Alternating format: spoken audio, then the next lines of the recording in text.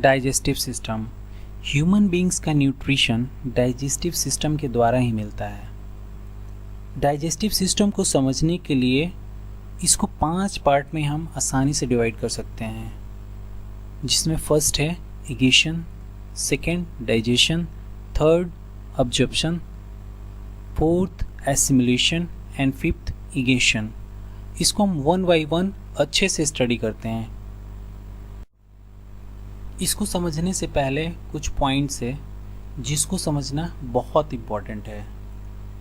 Gland, जैसे कि salivary gland हो गया, स्टमक, पेनक्रियाज और लीवर, ये सारे हमारे ग्लैंड होते हैं। जो भी हमारा ग्लैंड होता है ना, वो क्या करता है, जूस प्रोड्यूस करता है। मतलब हमारे शरीर में जो भी ग्लैंड्स हैं वो क्या करते हैं, जूस प्रोड्यूस करते हैं। और उस जूस में इंजाइम्स होते हैं, जो हमारे भोजन को डाइजेस्ट करने में हेल्प करते हैं। मतलब जो भोजन होता है ना, उसको छोटे छोटे टुकड़ों में बांटने का काम हमारे इंजाइम्स का होता है। और इंजाइम्स कहाँ से मिलते हैं, जो हमारा ग्लैंड जूस प्रोड्यूस करता है ना, उसमें से इंजाइम्स मिलते हैं। ठीक है दोस्तों, तो ये बहुत बेसिक इम्पॉर्टेंट पॉइंट्स है जिसको समझना बहुत ज़रूरी है। और आगे जैसे हम बढ़ेंगे उसमें बहुत जगह पे ये चीज़ें आएंगी और आपके लिए बहुत हेल्पफुल भी होगा। माउथ, जिसे बकल कैविटी भी कहते हैं, इसमें teeth, tongue and salivary gland होता है। टीथ फूड को स्मॉल पार्ट में काटता है, चबाता है तथा ग्राइंड करता है। इसके बाद सलाइवरी ग्लैंड में सलाइवा प्रोड्यूस होता है। हमारा टंग सलाइवा को फूड के साथ मिक्स करने में हेल्प करता है।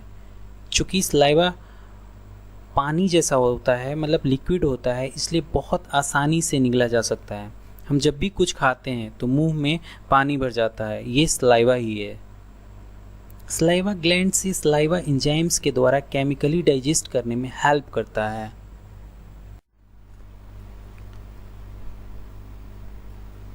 माउथ, जिसे बकल कैविटी भी बोलते हैं। माउथ में एक ग्लैंड होता है जिसे सलाइवरी ग्लैंड बोलते हैं हम। सलाइवरी ग्लैंड जो होता है ना, वो सलाइवा प्रोड्यूस करता है। ठीक है, उस सलाइवा में एंजाइम होता है, उसे सलाइवरी एमेल्स कहा जाता है, जिसमें फूड में प्रेजेंट स्टार्च को शुगर में कन्वर्ट करता है। माउथ में चबाया हुआ खाना फूड पाइप में जाता है, जिसे ओएसोफेगस कहते हैं। ओएसोफेगस में डाइजेशन नहीं होता है। ओएसोफेगस फूड को स्टमक तक ले जाता है। फूड पाइप मसल से बना होता है जो कॉन्ट्रैक्ट या एक्सपेंड करता है, जिसे पेरिस्टाल्टिक मूवमेंट कहते हैं। पेरिस्टाल्टिक मूवमेंट फूड को पुश कर फाइनली स्टमक तक पहुंचा देता है।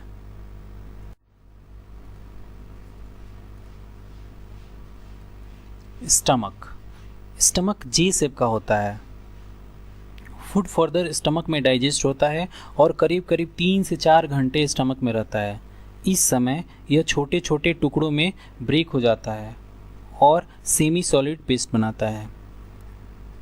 स्टमक वॉल में 3 ट्यूबुलर ग्लैंड प्रेजेंट होता है, जो गैस्ट्रिक जूस का रिसाव करता है।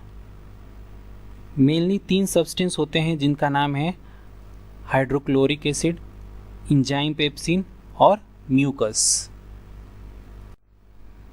चूँकि हाइड्रोक्लोरिक एसिड स्टमक में प्रेजेंट होता है, इसलिए गैस्ट्रिक जूस एसिडिक नेचर का होता है। एसिडिटिक माध्यम से एंजाइम पेप्सिन जो स्टमक में प्रेजेंट होता है, भोजन में प्रेजेंट प्रोटीन को डाइजेस्ट कर स्मॉल मॉलिक्यूल्स में बांटता है। सो प्रोटीन स्टमक में डाइजेस्ट होता है। यहाँ पर एक बात नोट करने की ज़रूरत है कि एंजाइम पेप्सिन केवल एसिडिटी के प्रेजेंस में ही प्रोटीन डाइजेस्ट करता है, इसलिए स्टमक में गैस्ट्रिक जूस होना चाहिए जो एंजाइम पेप्सिन प्रोटीन को प्रॉपरली डाइजेस्ट करें। हाइड्रोक्लोरिक एसिड उन सभी बैक्टीरियाज को किल कर देता है जो फूड के थ्रू हमारे स्टमक में इंटर कर जाते हैं। म्यूकस स्टमक वॉल को प्रोटेक्शन देता है हाइड्रोक्लोरिक एसिड से। अगर म्यूकस का रिसाव वॉल पे न हो तो हाइड्रोक्लोरिक एसिड वॉल को इरोड कर देंगे, जिससे स्टमक में इनर वॉल पर फोड़े फुंसी बनने लगते हैं। इससे बचाव म्यूकस करता है। स्टमक से फूड स्मॉल इंस्टेटाइन में जाता है। स्मॉल इंस्टेटाइन आहार नली का सबसे लार्जेस्ट पार्ट होता है।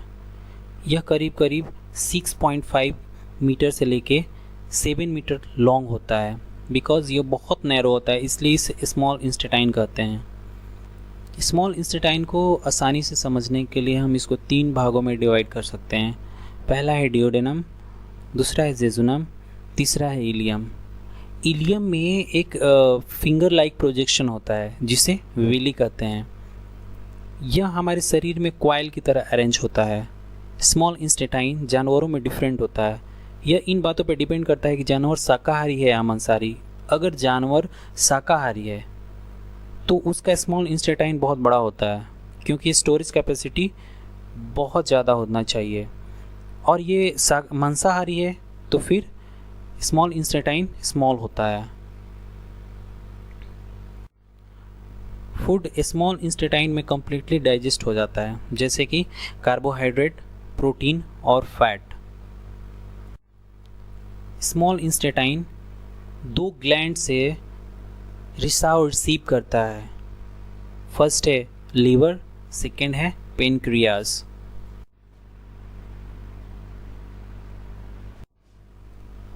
लीवर हमारे डाइजेस्टिव सिस्टम का सबसे लार्जेस्ट ग्लैंड होता है, जिसका वेट करीब करीब 1.5 से लेकर 2 kg का होता है। लीवर बाइल जूस को प्रोड्यूस करता है जो पीले रंग का होता है। नॉर्मली गल ब्लैडर में स्टोर रहता है।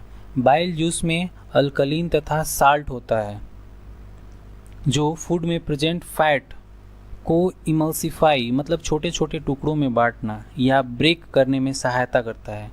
इसलिए बाइल 2 फंक्शन को परफॉर्म करता है।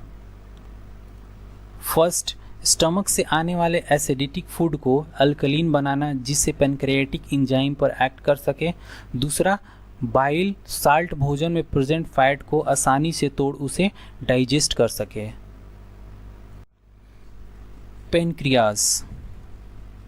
पेनक्रियाज भी लार्ज ग्लैंड होता है जो स्टमक के नीचे पैरेलल में होता है। पेनक्रियाज रिलीज पैनक्रियाटिक जूस जिसमें डाइजेस्टिव एंजाइम होते हैं, जैसे पैनक्रियाटिक एमिल्स, ट्राइप्सिन्स, लिपेज। एमिल्स कार्बोहाइड्रेट को ग्लूकोज में कन्वर्ट करता है। ट्रिप्सिन प्रोटीन को एमिनो एसिड में कन्वर्ट करता है तथा लिपेज फैट को फैटी एसिड या ग्लाइसेरोल में कन्वर्ट करता है। ड्यूडेनम स्मॉल इंस्टेटाइन का एक पार्ट होता है जो 2 ग्लैंड से रिसाव रिसीव करता है। First liver, second pancreas. Pancreas जो होता है ना, वो पेनक्रियाटिक जूस प्रोड्यूस करता है। इसमें जो भी एंजाइम्स होते हैं जिसका नाम एमिल्स है, वो स्टार्च को माल्टोज में कन्वर्ट करता है। दूसरा ट्राइप्सिन है जो पेप्टोन को पेप्टाइड में कन्वर्ट करता है। तीसरा लिपेज है जो फैट को फैटी एसिड में कन्वर्ट करता है। जेजुनम एंड इलियम पेप्टाइड जिस एक एंजाइम होता है इरिप्शिन जो पेप्टाइड को एमिनो एसिड में कन्वर्ट करता है। माल्टोज को ग्लूकोज में कन्वर्ट करता है और सुक्रोज को ग्लूकोज में कन्वर्ट करता है। स्मॉल इंस्टेटाइन के वॉल में एक ग्लैंड होता है जो इंटेस्टिनल जूस रिलीज करता है। इंटेस्टिनल जूस में बहुत सारे एंजाइम्स होते हैं जो कॉम्प्लेक्स कार्बोहाइड्रेट को ग्लूकोज में, प्रोटीन को एमिनो एसिड में तथा फैट को फैटी एसिड में ब्रेक कर डाइजेस्ट करते हैं। ये बहुत छोटे छोटे मॉलिक्यूल्स होते हैं जो पानी में आसानी से घुल जाते हैं। इस प्रोसेस में बड़े पार्ट छोटे मॉलिक्यूल्स में ब्रेक हो जाते हैं। इंजाइम को बायोलॉजिकल कैटलिस्ट भी बोलते हैं। अब्जॉर्प्शन, कंप्लीट डाइजेशन के बाद फूड का मॉलिक्यूल्स बहुत स्मॉल हो जाता है, जो स्मॉल इंस्टेटाइन के वॉल से गुजरता है, जिसे इलियम बोलते हैं। इस पार्ट में ब्लड कैपिलरी रहता है, जो हमारे ब्लड को जाता है। इलियम में ही डाइजेस्टेड फूड का अब्जॉर्प्शन होता है।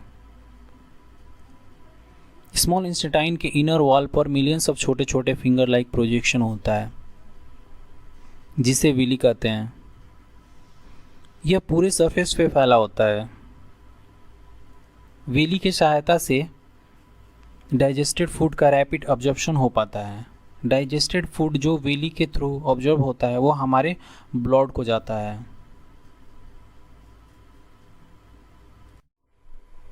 एसिमिलेशन, एसिमिलेशन में ब्लड डाइजेस्टेड और डिज़ोल्व फूड को हमारे पूरे शरीर के अलग अलग पार्ट तक पहुंचाने का कार्य करता है। इस एसिमिलेटेड फूड को हमारा बॉडी का सेल यूज़ करता है और एनर्जी के साथ साथ ग्रोथ तथा बॉडी का रिपेयर करता है। सेल में एसिमिलेटेड फूड ऑक्सीडेशन के एनर्जी रिलीज करता है। डाइजेस्टेड फूड जो हमारा बॉडी यूज़ नहीं कर पाता, उसे लीवर में स्टोर कर देता है। लीवर में कार्बोहाइड्रेट के फॉर्म में स्टोर करता है, जिसे हम ग्लाइकोजेल कहते हैं। स्टोर्ड ग्लाइकोजेल हमारा बॉडी सोर्स ऑफ एनर्जी के रूप में यूज़ करता है। इगेशन, फूड का वो पार्ट जो हमारे बॉडी द्वारा डाइजेस्ट नहीं हो पाता, वो अनडाइजेस्टेड फूड स्मॉल इंस्टेटाइन में ऑब्जर्व नहीं हो पाता है, जिसे वो स्मॉल इंस्टेटाइन से वाइडर ट्यूब में सेंड हो जाता है। इसे लार्ज इंस्टेटाइन कहते हैं। लार्ज इंस्टेटाइन अनडाइजेस्टेड फूड से वाटर को विली की सहायता से ऑब्जर्व कर लेता है, जिसे वो ऑलमोस्ट सॉलिड बन जाता है। लार्ज इंस्टेटाइन 1.5 मीटर लॉन्ग होता है। इसमें कोई डाइजेशन नहीं होता है। यह भोजन को ग्लाइकोजेल के फॉर्म में स्टोर कर लेता है। रेक्टम लार्ज इंस्टेटाइन का लास्ट पार्ट होता है। जब हम टॉयलेट में जाते हैं तो अनडाइजेस्टेड फूड हमारे अनस के रास्ते इजेस्ट हो जाता है।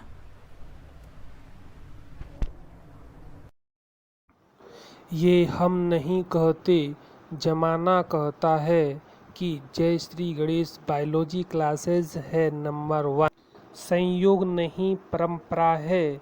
जय श्री गणेश बायोलॉजी क्लासेस प्रतिवर्ष दे रहे हैं जिला टॉपर स्टूडेंट। प्रतिवर्ष नीट एम्स में सिलेक्शन। जय श्री गणेश बायोलॉजी क्लासेस है नंबर 1। ये हम नहीं कहते, जमाना कहता है।